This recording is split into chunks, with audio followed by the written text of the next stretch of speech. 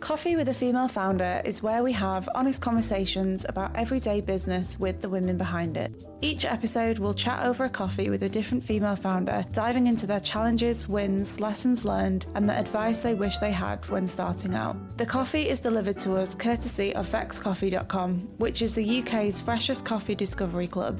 Every month, they expertly handpick 2 small independent coffee roasters for you to explore. They've been kind enough to give our listeners 25% off your first box using the code FEMALEFOUNDER or using the link in the show notes.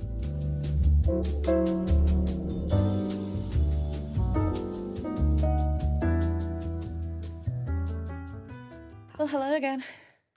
Hi, Emmy. You all right? That was such a weird laugh. I'm having a beer with a female founder. Mm-hmm. We should Cheers. We should Can't say wait. it's Friday afternoon. It is. And we've just finished recording another podcast with, this time, Kierian Cameron. Kierian Cameron. Who is the founder I think it was going to be difficult to say after a few of these. I know. Kierian, because that's a Kierian made-up name, Cameron. isn't it? It is. She was going to be called Kieran. Yeah. And then her mum, I'm giving away the episode. Did she say But that her in the mum- episode, or was that before? I think she said it. No. No, I think that was before. That was before. Sorry, it's an exclusive. Listeners, we have just taken in a lot of information from Kierian, right? Kierian's life, Phenomenal. Yeah, I mean, she gets a lot of information into this half hour, She and really she's does. got a lot has gone on in her life, and Her it's life a great is story. Crazy. Yeah. You could literally write a book on it. Yeah, It's just, it's or a fascinating. newspaper, Or you as could you do will find out. or a podcast. Or a podcast. She's just started a business. I think she said 9 months ago. Yeah. Brand Cult, and I was really fascinated because I really like watching and reading and listening to stuff about cults.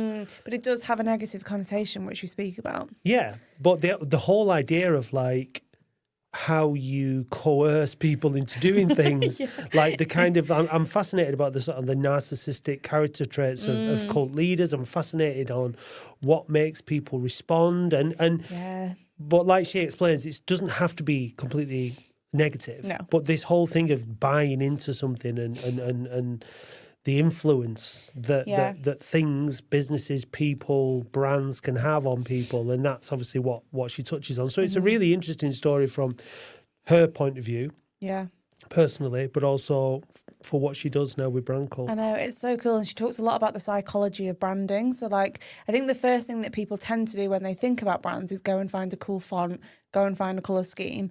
But there's, like, so many steps before you get to that point, and that's what she touches on quite a lot, which is really, really inspiring. Yeah. And again, I say this every time, but there's always something within an episode that makes you think, the fact that Kierian is created a newspaper in a time when newspapers are closing down, and that in itself, and going against that grain, there's some great book recommendations in there that she mentioned. We're going to put all the links in the show notes because there were loads that I've never heard of before. Yeah. So that'd be good. So it's really, really, really fascinating. Again, I know. but now we're ready for a few beers, aren't we? It's the weekend. Well, grab a coffee or a beer. Yeah, and whatever. tune in. Yeah.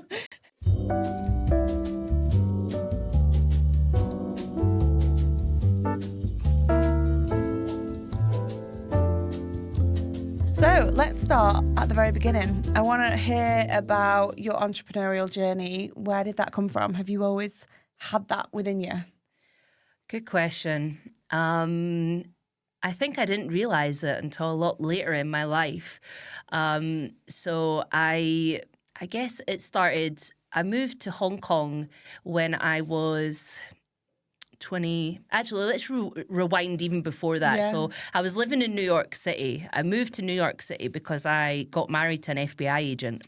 Wow. Yeah. Did you know he was an FBI agent? Yeah. So I was actually on a solo trip to New York, and I saw this crowd of people in Times Square. Yeah. And I was like, "Oh, what's happening?" As you do, and I elbowed my way to the front. Yeah. And it turns out there was a car bomb. There was a bomb in a car in Times Square. Wow. And this was around 2010 or 11. And he was securing the area because he worked for the counter-terrorism department. Okay. And he said to me, like, "Ma'am, stand back back. I'm securing the area. And I'm like, oh, what's happening? And I was like chatting to him and then got his number. And then on the same exact trip, a volcano erupted in Iceland and Air Force One was grounded. Loads of flights got grounded. And then so a 1 week trip turned into like a month trip. And so we had lots of chance to go to baseball games, Yankee games and stuff. And then that's when I went back to Scotland. He came visit me. Whirlwind romance, online romances at the time. And then I went back to New York. He proposed to me in front of the Rockefeller Center, as you do. Very cliche. And then we had this, like I said, whirlwind romance. Have you heard of Kleinfeld's? No, I've not heard of that. Have you heard of Say Yes to the Dress? Yes. So Did you go on that? Please. So they actually asked me, that's where I went to go get that's where I bought my wedding dress. And they asked me to be on Say Yes to the Dress when they heard my accent and the story, love story. But unfortunately, my ex-husband couldn't have his face shown on television. Okay, fine. So we couldn't do that. But that was quite fun to be asked. But yeah, so then we got married. And this should have been another red flag, but there was Hurricane Sandy hit 2 days before our wedding. Wow. And it was the worst storm to hit New York City. There was like yachts on top of buildings. There was it was just terrible. Like but all my family managed to make it across to New York, so the wedding went ahead. Amazing. It was a bit of a disaster. Like I said, like the cake maker didn't have any electricity, so the cake was made of 90% polystyrene with just some like marzipan on top. So yeah, I didn't really get any cake for that. The venue were housing the event staff like that had worked there that had lost their houses. They were living in the event space. Anyway, it was a bit of a nightmare. But we got married, and then 6 months later he left me. Oh wow. Yeah, he went on a work trip to Washington DC and he fell in love with his coworker who's also an FBI agent. And I didn't find this out till later. He came home and he was like, you know what? I think we should just be friends. Oh no. So I was like, anyway, that was fine. I was there. I actually had my daughter with me, not his daughter from a previous relationship. She was about 6 or 7 at that point. And so it was just her and me. And I guess to answer your question, this is a long answer, but to answer your question, I guess that's when my entrepreneurial journey started because I literally couldn't live in New York City without working 5 jobs to get by. I worked as a psychiatric nurse 9 to 5. Wow. Which was really, really fun because a lot of crazy people in New York. I was going to say, that's an interesting way to explain that. Yeah. And then after that, in the evenings, I would go to Applebee's and waitress until late at night. Wow. And then at the weekends, I got my bartending license. So in the evenings at the weekends, I would serve drinks. Yeah. And then in the morning at the weekends, I would teach soccer or football and to little kids, and I could take my daughter along with me to those. And then on top of that, I had an Etsy store selling baby communion, bedazzled communion stuff. And then I also had cooking lessons online where I would teach people how to cook, but basically I was just cooking my dinner, but I was showing them how I was doing it and I got paid for it. Wow. So that was great. So I had literally 5 jobs to get by. Yeah. And then the most craziest thing happened, as the universe does. I ended up winning the lottery, and that's so amazing. I needed it. I wasn't surviving anymore. I was in New York City. It's so expensive. Yeah, I can imagine. And it's funny when I think back of all the people that are like, oh, the American dream. Like I want the American dream, and there was no American dream for me. But when I won the lottery, I was able to pay off all my debts, credit cards, and a friend of mine had just moved to Hong Kong with her boyfriend, and she was like, you know what? You don't have a husband. You don't have any friends or family. Like, why don't you use your winnings to come across to Hong Kong, check us out, stay for Christmas and New Year. And I was like, sure. So I did that. I went and took my daughter across for Christmas and New Year and fell in love with the city. It was so beautiful, just so cultural. The food was great. It was just everything I wanted. And everything just fell in line. She was able to get me an apartment right underneath her apartment. Cool. Yeah, Nice. it was available. So she just talked to the landlord and got me an apartment. My degree is in English literature, so I was able to get a job as a teacher super easy. You can literally get a job as a teacher with any degree, but Yeah. I just so happened to have an English That's degree, which good, helped yeah. as well. And so I went back to America, packed up all my stuff, sold all my wedding stuff, everything I had, and moved to Hong Kong with a couple of suitcases and my daughter. Wow. And like I said, all the pieces fell into place. But that is really where my entrepreneurial journey really kicked off, because I had this job as a teacher and I was working the usual 8 till 4:30, and then the parents started come to me and say, Miss Kierian, can you teach my kid after school? And I'm like, sure. They pay so well for teachers. I was teaching like 3-year-olds ABCs for like £50 an hour. Wow. Yeah, it was so good. It's because they really value education there. So that's what I started doing after school. I would teach kids, tutoring basically, and then word of mouth spread, and I got more and more and more students. And then I couldn't take on any more students, so then I was saying to my coworkers, "You want to teach a student after school? Do you want some extra money?" So that's what I started doing until they ran out of time to take students. And I was like, you know what? I've got to start looking for more teachers. So this is when I started my first business, which was called Network Tutors. Oh, cool. And I would hire teachers and then match them with students who were looking for tutoring, and then just take a cut of their money. I had no prior business, how to run a business, how to set up a website, how to work social media. Although I didn't really need a website or social media because the word of mouth. Yeah, it was organic marketing. But I set it up just for face, you know. Of course. And then within 6 months, I was making 6 figures and driving a Tesla. And I stayed in Hong Kong for a couple, 6-7 years. And I was about to leave my school job and ask the government for an entrepreneurial visa to make it like really legit, like just 100% working on my business. But then that's when COVID happened, as it did happen to all of us. Yeah. And so what that meant was that, well, actually, everything went online. Teaching went online. Schools went online. Tutoring went online. And my daughter at the time, so she was always at the bottom of her class in Hong Kong. But every year when I sent her back to the UK, I used to get her a tutor. And the math tutor used to say, she's like 2 years ahead of the kids here. Really? That's so and she interesting. loved to hear that. Yeah, of course. So she was like, Mom, can I go back to the UK and do my GCSEs here? 'Cause I want to be at the top of my class now. I was like, sure. And so she came back. I was still in Hong Kong. She stayed with her dad, who had never, ever looked after her. So this was like a whole new sitch. And then it didn't work out. So she ended up getting locked down when you guys all went into lockdown. She was with my brother.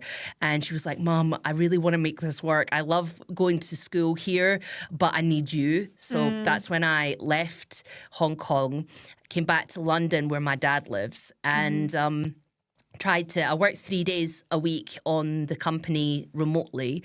And then I was like, you know what, I'm going to give teaching a bit of a try in London. I'm going to teach the kids in London, substitute teaching for a couple of days. Nightmare. Really? Hated it. All of a sudden, I'm questioning because I thought teaching was like my passion. I'm like, this is for me. I love this. Like, I loved it so much that I actually went back to school in Hong Kong and got my postgraduate in education. Okay. Because I'm like, I'm a teacher. This is me now. This is my whole personality. And when I came to London, I was breaking up fights and having chairs thrown at me. And I was like, I can't deal with this anymore. I don't like this. And at the same time, divine intervention again, I was reading this book called Ikigai. Have you heard of Ikigai? I have not heard of that, no. So it's the Japanese philosophy of finding one's purpose. Okay. And basically, I love it because it's quite logical, and I've got quite a logical brain, and it's got a Venn diagram with 4 circles. And in each circle, it's something like, what do I love to do? I think it's what do I do really well? What does the world need? And what can I make money from? Okay. And then in the middle of all those circles is your purpose. And at the time, I still had teachers coming to me in Hong Kong saying, like, would you match me with students? I need tutoring and stuff. And I wasn't trying to grow the business anymore remotely. So I was like, no, but I can help you out. I can make you a flyer, and then you can go out and send it out and find your own students. So I made them this flyer, and they actually said to me, wow, this flyer is really good. And then it was at that moment that I realized that I spend all my time on Canva at the time, designing. I was doing worksheets for students, booklets, all sorts of stuff on Canva, flyers. And then I realized I really love graphic design. And I went back to my Ikigai and I was like, I can be paid for it. The world needs it. I'm good at it. I was like, this is it. This is my life purpose. So I threw myself head first into graphic design. I did all my Adobe certifications, and I'm like, this is it. I'm going to be a graphic designer. And that's when there was a roadblock because nobody wanted an intern that was 36 years old. Nobody wanted a 36-year-old intern. And I was like, okay, what about a junior designer? Can I get a job as a junior designer? Nope. I don't have a qualification. Well, I've got my Adobe certifications, but I don't have a uni degree.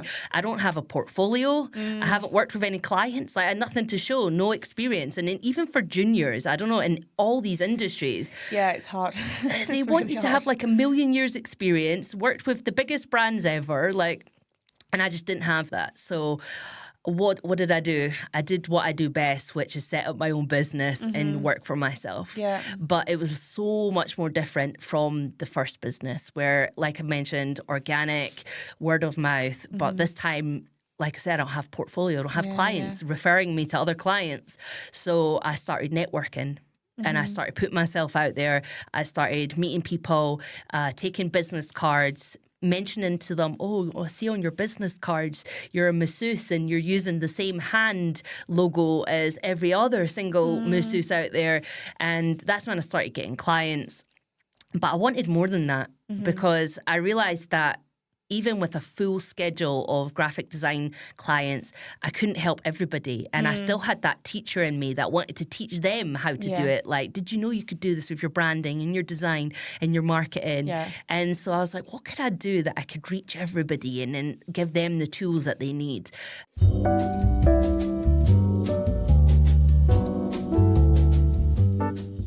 The Female Founder membership is officially live, and I want to tell you all about it.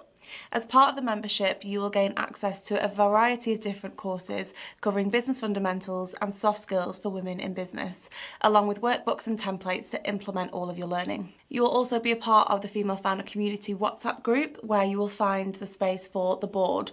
It's basically the board of directors that you don't have as a solo female founder, so you can go there to ask for different advice, support, and to celebrate your wins. Members also get access to exclusive offers on softwares and services for your business, along with various live events throughout the year and monthly webinars. I'm also offering the first 20 people to sign up 20% off their membership for life. Head to thefemalefounder.co.uk or click the link in the show notes to sign up for your membership. The Female Founder empowers women and elevates startups. And I thought about websites.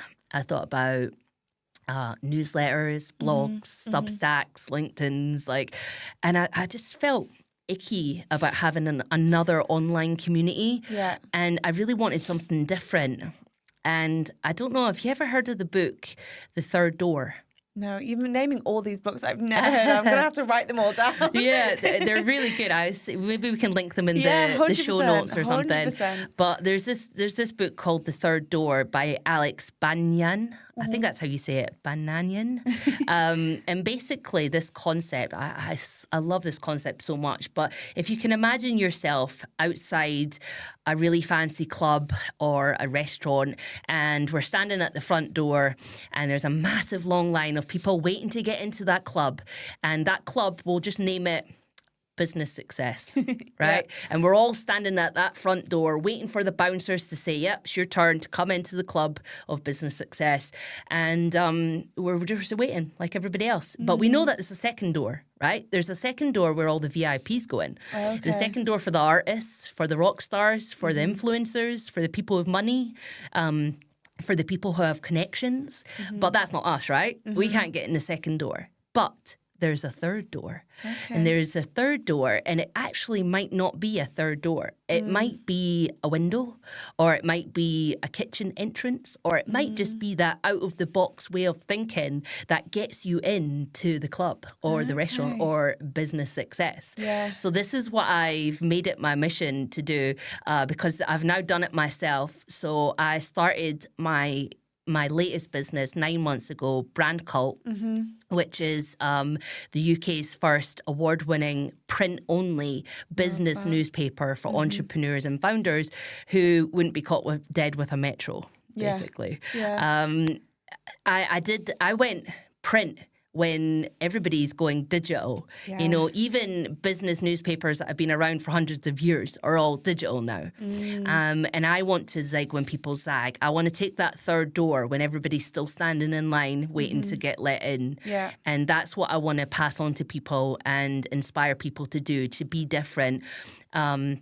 To have a look at their businesses and think, like, you don't have to be beige like everyone else. You don't have to have the same colors as everyone else. If you see them doing something, you don't have to do it as well. You don't have to jump on trends to be viral. You don't even have to be viral to be successful.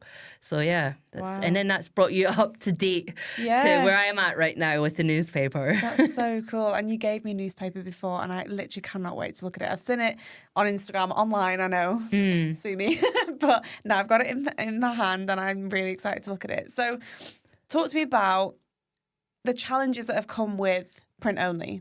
Do you find that there is any? Do you find like there's any kind of kickback? You're like, no, I want it online. Is there anything like that? Yeah, I mean, most of the time when I tell someone about Brand Cult, either online or in person, they say, oh, can I get this online?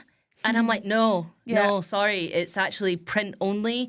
And that's our USP. And once it's printed, that's it as well. Because I do a print run every month. And then some people come to me and they're like, oh, can I get this issue? And I'm like, it's done. Okay. You're gone. Right. Once it's printed, it's done. And there's no more copies. I could maybe do another copy in the future, but I kind of like the whole FOMO scarcity marketing. Like, it gets people moving. Like, you're like, this is it. This is it. Sometimes I get guest columnists to come in and contribute and write for the newspaper. And sometimes I send out free copies, but sometimes they're like, oh, no, I'm going to get a copy. I was like, well, you better, because I think there's only been 2 out of the 9 months that we didn't sell out. And the first one was the launch issue, because we're just starting out. It was hard to sell product when we didn't even have a product to sell. And then there was one other random month in there. I think it was the finance month. Nobody wants the finance issue. But yeah, it's... Other than that, people are really happy to have something physical. They all like to think of themselves as having time to take offline. Like, I'm a physical girly. Like, I don't want a Kindle. I want books. I want a newspaper. I want something physical. And it does show in the numbers as well. 78% of my readership are female founders. Oh, really? So I feel like females, they prefer. Want something tangible. I think a lot of people are kind of falling out with social media at the moment and trying to spend a lot less time on your phone. I know I always get on a Monday morning my screen time and it's like 7 hours. I'm like, that is horrendous. But like, I work in social media, so I can like put it to that. But honestly, like, I do think people are valuing tangible things. Like, when I get a letter through the door, I'm like, what is this? Like, I normally get an email. It just feels very different and nice. You should have entered. I recently had a competition, and the person who submitted the highest screen time, I was like, girl, you need Brand Cult in your life. Get that screen time down. And the person that won, I mean, it was only 5 hours, I think, they had. So you would have won. Terrible. I would have won. Wow. But you mentioned, like, getting posts. Like, you get excited when you get something good in the post. Not the bills, obviously. Not the bills. But Brand Cult actually comes in this ominous black envelope, like you saw.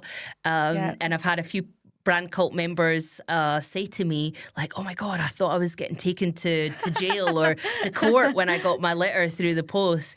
It comes in this black envelope and it comes wrapped in tissue and sealed with a wax stamp. And cult members have to break open the wax stamp to get into the newspaper. So it's a whole experience. And I was mentioning to you backstage that I actually had a Brand Cult scent made for the newspaper. You got to smell that yourself. I literally couldn't get my nose off. It's so cool. I just love the concept, and I love hearing back from my cult members as well. Sometimes they don't say anything. And I'm like, I wonder, did they not like it? So then Yeah. I'll go off and ask them. And they're like, oh, no, I love it. When it sits on my coffee table, I can literally, it fills the room with the smell. But I just thought it was a bit weird if I messaged you and said, oh, yeah. I like the smell of your paper. Yeah, this newspaper smells good. So, but at least I know it's working, and yeah. Cool.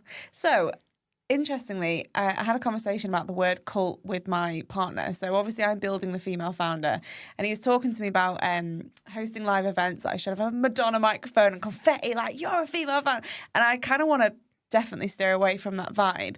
But cult kind of has like a negative connotation. Yeah. I wonder, like, obviously you talk about it quite a lot where you want people to be obsessed with the brand and it's almost like a cult. So talk to me about why you've chosen that avenue. Yeah, so cult is got a lot of bad stigma, like you said. But to be honest, there's been cults for years. For thousands of years, we've been creating cults because cult is really just short for culture. And it's short in cultures are communities, they're neighborhoods, and they're churches, and all of that is kind of dying away now. But we're built to want to be part of culture, part of a community.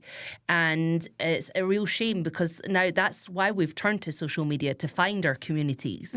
And so brand cult as well, I wanted to teach businesses how to build their own cult brands. And now the reason I want to do that is because you can set up any old brand, and it can be a good brand. It could be, I kind of have a pick on candle brands, and I'm sorry if you've got a candle brand, but candle brands, you could have a good candle brand is because you're serving a need. There's someone out there that needs a candle who maybe wants to relax, and they need the ambiance. Yeah. But you can't really call that a cult brand, and you can't call that a cult brand until they've got they provide some sort of identity. When you bring your customer, you're no longer really treating them like customers, but you're treating them as part of your world building and part of your community. And then it's only then that you've given them an identity. They identify with your brand, and you've brought them into that world. They're now part of you now got a cult brand, basically. Yeah. So I want to kind of move into a little bit more kind of practical advice for listeners. So the listeners tend to be early stage female founders. So when you are building a brand, obviously the first thing that you probably do is head to Canva and start picking out cool fonts and colours and things like that. Yeah. But I'm presuming that there's a step before that to kind of figure out how you want your brand to feel and things. So are there any practical tips that you can give our female founders? Yeah, before? Absolutely. I mean, so you've heard my story and how I started as a graphic designer. Yeah. And like you said, we all head to Canva first, pick out colours and the logos and the fonts. However, brand identity and branding is super important. Obviously it is. But it's not the first step, like you said. You've identified that it's important, but it's not the first step, because the first step is strategy. And you might have heard it before, but strategy is so important, but it doesn't have to be difficult. It can be as easy as just knowing your why. Like, why are you setting up your business? Why do your customers need you? Why are you doing what you're doing? And when you've got that nailed down, then you can work in the branding. And usually if you work with a brand designer, they'll say to you, like, tell me, how do you want your brand to make people feel? That's your why. That's you digging into the feelings. And then, like I said, building a cult brand, bringing your customers in. Like, do you want them to feel happy, sad? Do you want them to feel energetic? Do you want them to feel a bit like with brand cult? I like my customers to feel a bit mysterious, like they're part of something elite, and that's why I've created the experience of brand cult. So definitely working on your why, working on why you're doing what you're doing is definitely really important. First step. You obviously talk a lot about the psychology, so like the emotion behind it.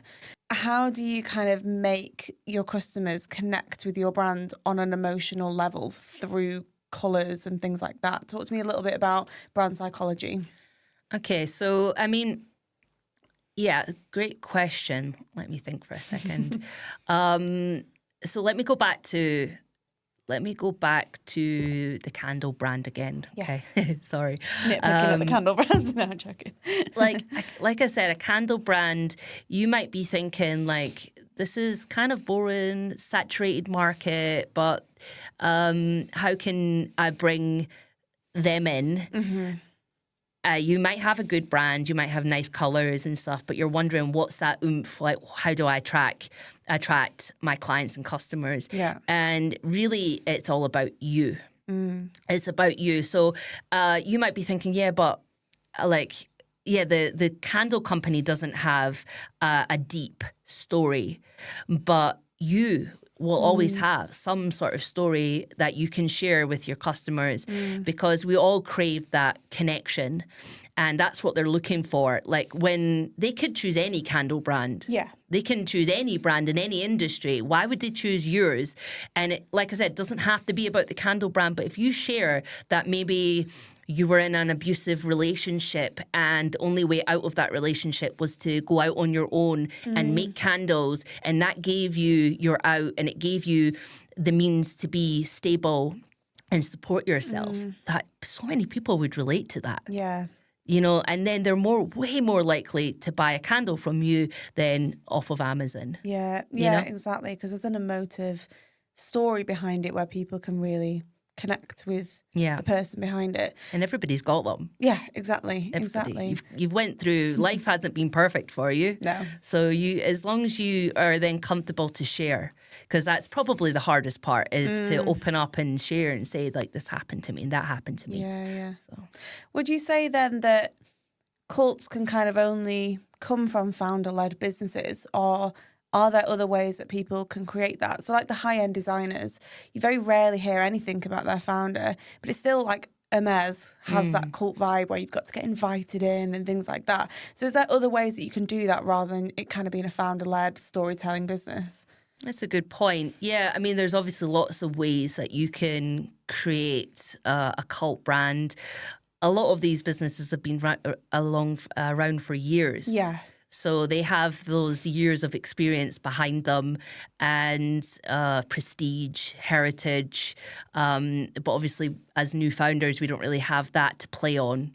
So it's difficult. But there are different sort of marketing techniques as well. But even things like Tony's. Do you like Tony's chocolate? Yes, love. Tony's Chocolonely. So I interviewed someone in the newspaper, and at the end of all of my interviews, I asked them the same question, which is, what's one brand that you would give cult status to? You'd say that's a cult brand, and tell me why. And I interviewed a graphic designer, Liz Mosley, and she said, Tony's Chocolonely. And I said, but why? And she said, because they have a purpose, because they have a purpose that I resonate with. And it's not a founder-led brand, not as far as I'm aware. I don't know the founders. Yeah. But the brand still has a purpose, and it's all about eradicating modern-day slavery. Like, their chocolate is more expensive, but it's because they pay fairly and they do it the right way, and they're all against modern-day slavery. And if you resonate with that purpose, then you're like, well, I'd much rather pay them a little bit extra for, good ethical chocolate than Dairy Milk or someone else. Yeah, absolutely. So, yeah. Wow. So brand really, like, I understand brand to a certain extent, but hearing you speak about it, it's so much more than what it looks like. You're basically touching all five senses, really, aren't you? Yeah, you really do. Yeah. Like I said, with the brand cult scent as well. Yeah. Like, there's so many different layers, so many different ways to think about things. I think the statistic is something like 70 to 80% of brands don't have a brand scent. And it's another layer. It's that other sense that you can work upon. And it's not instead of anything else. It's not instead of your visuals and your colours and your fonts, but it builds on that.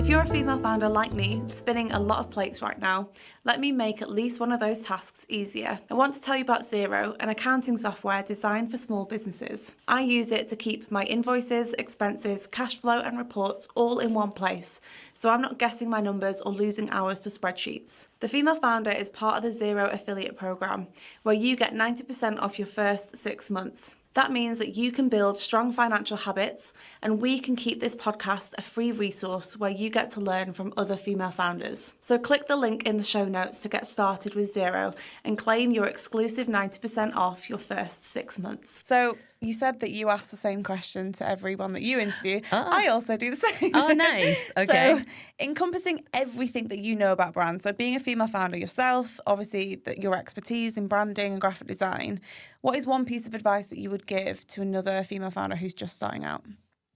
I would say be unapologetically yourself. Yes. Because I spent a long time, so you've heard my squiggly career path through many different careers. But when I had to swap from being a teacher for a decade to then being not even good enough to get an internship as a graphic designer, I'm like, what the hell am I doing? It's an identity shift, isn't it? Absolutely. Yeah. And I'm like, the imposter syndrome, like, who am I trying to offer branding and design to these people? But you have to embrace it. You have to be yourself and be like, fuck it. I'm doing what I'm doing. And, people will work with me and they'll like me for me. And if I do a good job and I'm passionate and I'm not just doing it for the money, then, it will all work out. Yeah. And it's worked out for me. And I've found my way in life.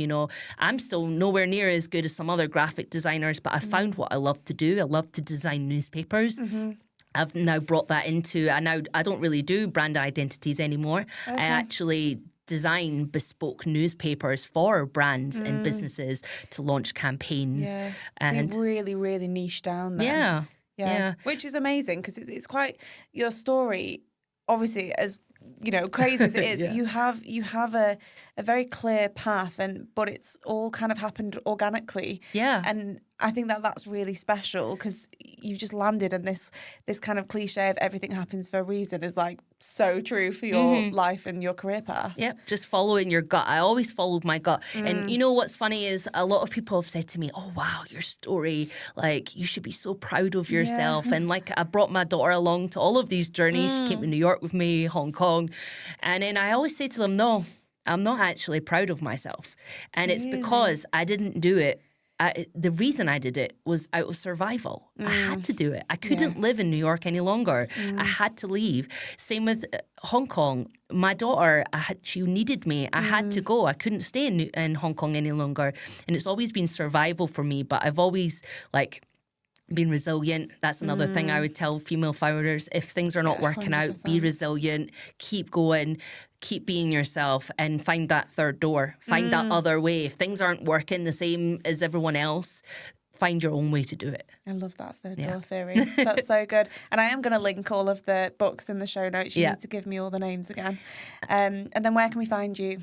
So you can find me personally on LinkedIn, Kierian Cameron. On Instagram is brand.cultuk. Okay. And I'd actually love to offer your listeners a mysterious cult discount. So we could link that code down below. And if they want to join the cult, it's the only cult that your mum won't disapprove of. And they can join and spend some time offline. That's so cool. Love that. Well, thank you so much. You're welcome. It's been such a good conversation. Yeah. Thank you for having me. Thank you. Oh, that was really good. What a cool story. Yeah.